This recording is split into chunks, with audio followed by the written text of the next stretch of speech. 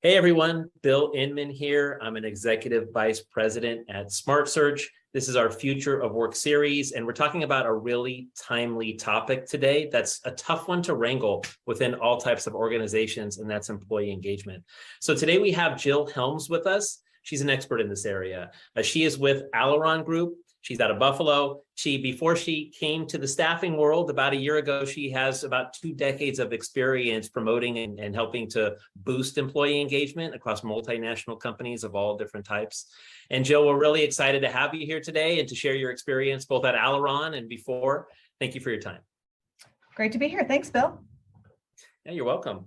So just to kick it off again, so Aleron, we work with many of your brands at SmartSearch and deliver some technology. We're proud to be a part. You're a longtime client of SmartSearch, and it is truly amazing. I hear stories from LJ, our CEO, and beyond how quickly you're growing.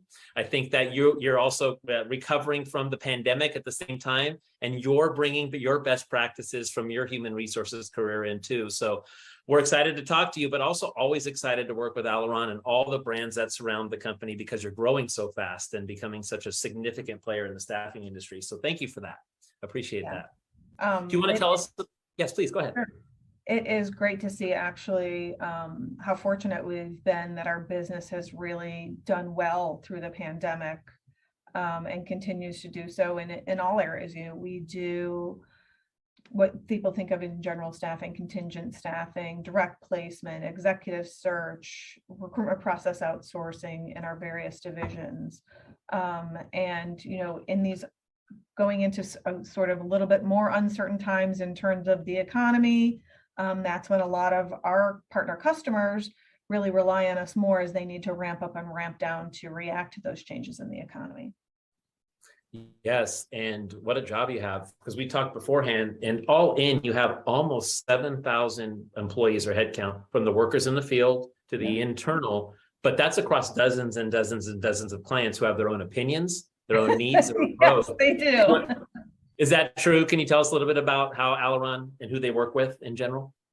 Sure. So we work with a myriad of different types of organizations, a lot of high-tech manufacturing, medical device, energy, across the board, hospitality, and all of them have different needs.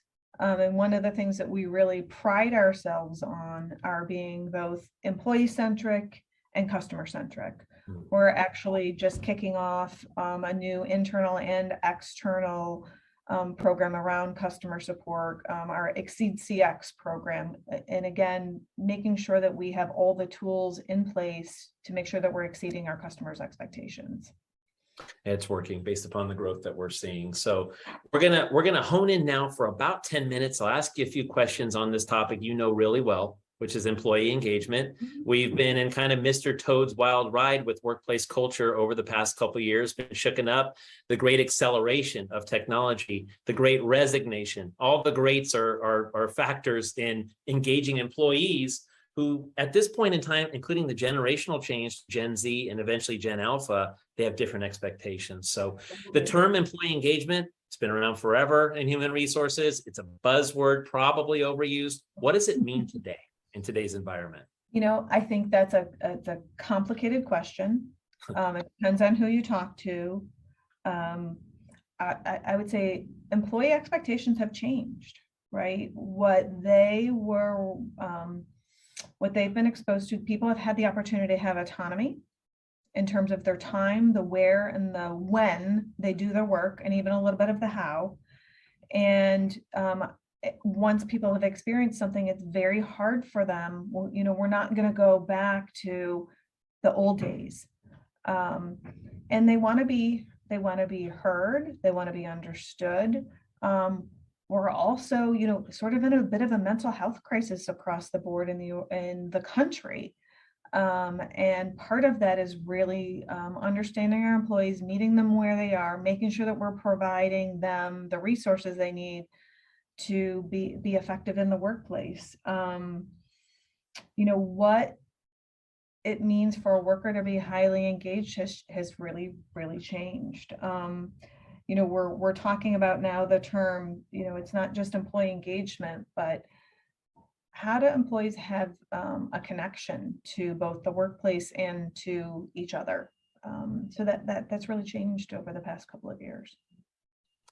Continuing to change. So the where, the when, how to get people motivated and passionate, also many factors. So tell us about how you measure it and the tools you use to get people engaged, please, if you don't mind. Absolutely. So when you're buying a house, everybody talks about location, location, location. When it comes to employee engagement, it's really about listen, listen, listen. So what are all the different ways that we can engage with our employees to make them feel heard? So they're, through that whole employee life cycle, it starts as early on as we're surveying our employees during the first 30, 60, 90 days of employment. What's going well? What's matching up with what they thought they were signing up for? If there's bumps in the road, if we find out what those things are early on and we can address them, that helps us to retain that individual. We know that people are making a decision in the first 30 days. Hey, did I make a good decision coming to this organization? Is this what I thought it was going to be? And then beyond that, employee engagement surveys. I think the survey itself is very important, but if you're just going to do a survey and put it out there and then not do anything with it, that really isn't going to have an impact. So you need to ask questions. We are very committed to, we run a survey, we transparently share the results across the board. We have town halls. We say, here's what we asked you, here's what you shared back with you. And then, by the way, based on what you shared with us, here's the actions that we're going to take, because we want to make sure that you're feeling heard. An example I'll give is back in 2021. Obviously, there was a lot of desire for more flexible work arrangements. That was something that we heard loud and clear in our survey. There were some things that we implemented this year to create some different types of flexible work arrangements that's really helped us to both attract and retain our employees. Okay, that's exciting. So let me understand this correctly, maybe elaborate. So I heard employee surveys 30, 60, 90 days are happening. Is that correct? Yes, and we do a larger employee engagement survey on an annual basis. And then the other thing that's really happening more frequently within our organization and other organizations is really having an employee listening strategy, more frequent pulse questions, one or two things. Here's a hot topic. What are you thinking about it? And then that gives us an opportunity to react in real time. Because as you said, things are changing very, very quickly. Yeah, that real time is such a hard word to grapple. You do correctly. So you have these standard surveys how you deliver those? Does that deliver via, is it automated or how's it work? It is automated. So we have a platform and it actually allows us to do three things. Employee engagement survey. It's actually also the platform the technology that we use to do our performance management. Mm-hmm. And then our managers can use that to do ongoing goal setting and feedback with their employees as well. Right. And that's worked really well for us over the past couple of years. Okay, good. So, and then also you're serving so many different clients and probably multi-state across the US. Is there a dedicated account manager because you have the contingent workers and the workers you put on site, project-based? Right. Is there a hotline or how's that work to get employee feedback? A little bit different. So especially at our larger customers where we have sometimes hundreds of contractors, we have a program team that's directly connected to them on site, and we manage that communication process obviously a little bit differently than we do with our direct staff. Makes sense. So quite often you have on site so people can walk into an office if they're on site themselves, right? And if not, we have all kinds of other ways. Here's how you can reach us, just like you and I are doing today, right? We've lived in this virtual world. We've been able to do virtual job fairs, all kinds of things that, pre-pandemic we would have never imagined. Yeah, cool. And I'm getting tactical because I think your best practices will help a lot of the people that are listening today. So when on the 30, 60, 90-day survey, for lack of a better way to put it, I'm sure you have a process name for it. If something's a red flag, how's it get to you or your team so you can take action on it right away? There's sort of two things. There's individual, and then there's, hey, are we seeing a trend? right? Right. So there's an individual red flag. So we have our HR generals take a look at it. If they see something that's concerning, they'll escalate it to our HR director, and then we'll go back to that particular manager to say, hey, Bill joined the company recently. Looks like in these two areas, there might be some concerns. Let's talk about how we can follow up with Bill to make sure that we address those things. And then from a larger picture perspective, we do a workforce analysis that we share with our executive team every month. So it talks about things like turnover, what's our headcount look like, what are the trends that we're seeing both in our onboarding surveys and then in our exit surveys. Because, hey, if we're seeing over and over again, there's certain things that are happening that are causing people to leave, what do we do to address those things as well? So, being very data informed about how we make decisions and try to be looking ahead to be proactive. Yeah, that's really interesting. I want to come back to that executive level conversation. I just want to backtrack to the intake. The town hall meetings that you talked about, it's a best practice. It's not a lot of people do it consistently. So assuming you're doing it consistently, which I'm sure you are, is that for everybody, like the internal and the external workforce? Those particular meetings are for our direct staff. So that does not involve our contingent labor force. Yeah. Okay, gotcha. Yeah, they're more one-on-one with either the on-site manager or their account manager that's on-site. Okay, gotcha. Yes. Good to know. And then also, let me ask you with regards to that as well. So your clients have different handbooks, HR policies. How do you customize that? Because many of the clients or the people who are listening to this, the HR directors, they just have one methodology. You have to do it for dozens. How do you do that? So thankfully, technology. So as part of our onboarding process, during our onboarding, each new contingent worker, there's particular policies that are mapped to our onboarding system based on whatever customer they're going to work for. Because as you know, a contingent worker might be working at customer A this week. Next month, they might go to customer B. So if they shift to customer B, they'll get an automated message to say, hey, you've got a couple more documents to sign. Here's some policies and practices for customer B that we need to make sure that you're aware of. Oh, nice. Okay. And just full circle future of work podcast here. So it seems that you're prepping for the future. And you told me a little bit about pre-call about you're implementing new technologies to make sure you're ahead of this game. So technology is a key part of your future of work with employee engagement. Is that correct? Absolutely. So what we want to enable both our direct staff and our contractors to do is to have more self-service options. Right. Really be able to go change their own information, look things up, have really efficient ways to communicate with them. And then mobile, right? Mobile enabled information. A lot of people, they don't have a laptop like you and I are using. They're running their whole life off of a mobile phone. So making sure that the technology that we're using is really mobile phone accessible. For one of the technologies that we're looking to implement right now, it is amazing what you can do even just for, say, a manufacturing employee who's working at a customer site, and to be able to have them punch in and punch out on their phone. Well, how do you know if they're there? Well, actually, there's geotagging that's available that can prove, hey, Bill's punching in. He's within XYZ parameter of the building. So yes, he is actually here. So fascinating things going on out there. I think the other thing is from a listening perspective, both our platform and many other platforms out there, using artificial intelligence so that when there's open-ended text that employees are providing to us from a sentiment perspective, they can look at that for hundreds of people versus us trying to cull through that, and our bias creeps into what we see in those surveys. What's the sentiment that they're getting out of that from an AI perspective too? Yeah, very cool. So just to recap again, so there's a lot of good tactical things you talked about there. Number one is it's the value of listening. You have to be willing and want to listen to your workforce. Then you're getting feedback in a structured way, 30, 60, 90 town halls from internal. But then there's also that real-time customer service that probably in some cases, because clients demand is 24/7. If there's a problem in a late shift, then there's a call to somebody at 12 at night, US time. Absolutely. Yes, there is. Yeah. And then, now to optimize that, you're moving more and more to mobile, right? So mobile is a big part of it. And then also, so you don't miss things, you're using AI tools as best as you can to understand that, do sentiment analysis on a lot of data that's coming in and say, oh, wait, this person's in trouble. We should probably check in. Or we're seeing this trend even more so, like, oh, we've surveyed X amount of people, and of that 30% of them, this word keeps coming up. What does that mean?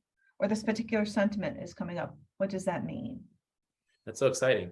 So, so let me switch gears to that being said. So now you have all this information. People are doing well in the field and you're handling problems real time quickly. Now you're in the executive room. What do you do? Tell us about what you say and what happens and what people ask and what data informed kind of practices you do. Right. So I'm in my mind going through our right. Just like everybody else, what does turnover look like? I'm happy to say that that's a lot better right now, but we went through that same cycle that everybody else did, where it was a little bit crazy. Yeah. Earlier this year, end of last year, we know what the quit rates look like. That was really interesting, but we reacted really quickly. What are the things we need to put in place to address that? What are the trends that we're seeing in terms of what's the tenure of those people? Right? Is it what we were finding was it was people early on. So what was happening early on that was causing that turnover? And that actually changed some of the things we did from an onboarding perspective. How are we communicating better? How are we making sure that they're having it, an exceptional experience during their first 90 days? Are they getting the training that they need? Are they getting the communication? And not making it up in our head about what we thought it needed to be, but asking the actual employees what they needed. So we talk about that. We talk about, hey, what do we see happening? If you thought about things a year ago compared to now, I don't think that we could have predicted where we're going to be, that we are here from an interest rate perspective. What's going on in, with the stock market, all of those things.